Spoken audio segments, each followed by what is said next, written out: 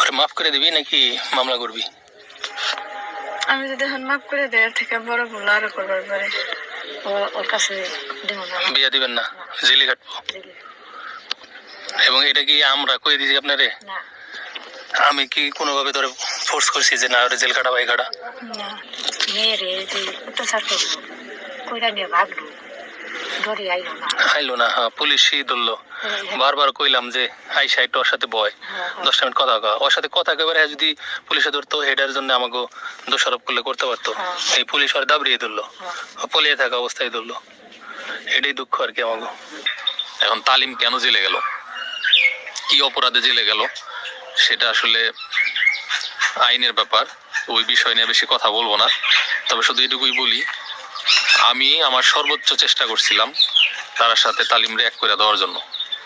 কিন্তু 14 তারিখ ডিসেম্বরের যেদিন ও গেছিল ওই বাড়িতে, সেদিন তো রীতিমতো ওরে অপমান করছে, আমাদেরকেও যথেষ্ট পরিমাণ অপমান করছে ওর ফ্যামিলির লোকজন।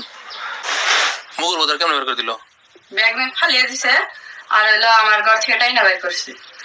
হ্যাঁ বছর তো কার প্রেমে পড়ছিলি, কাগজ জন্য আমাকে বাড়ি ঘর ত্যাগ করছিলি, আমরা খুঁজা পাই না। এমন বছর তো দুনিয়াটা কিরকম কঠিন, তুই তো দুনিয়াটারে সহজ মনে করছিলি। 15 তারিখে যেহেতু ঘরোয়া ভাবে পয়সা কোনো সমাধান হয় নাই, কোনো মায় মাতবরদের এলাকার কোনো মায় মাতবরদের কথা ওরা শোনে নাই, তো স্বাভাবিকভাবে আমাদের কিন্তু আইনের পথে হাঁটতে হবে। কারণ এটা একটা অন্যায়, একটা অবিচার। হ্যাঁ, কারণ এর আগেও তালিমরে আমরা 2 বার এই বিষয়টা নিয়ে সাবধান করে দিয়েছিলাম। তালিম ম্যাচিউর ছেলে, তারা কিন্তু ম্যাচিউর না, ও কিন্তু আন্ডার এজ। ওর জ্ঞান বুদ্ধি আর তালিমের জ্ঞান বুদ্ধি কিন্তু এক না। তো ওরে সাবধান করে দেওয়ার পরও কেন ও 3য় সিম্পল করলো? আর ওরে আমরা যতবারই মাফ করছি, প্রতিবার মাপের পরে অপরাধের মাত্রা আরো বাড়াইছে।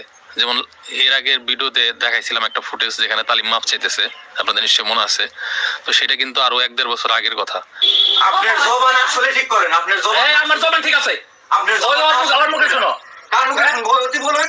এই 15 দিনের মধ্যে অন্য দেখা সাক্ষাৎ করার জায়গায়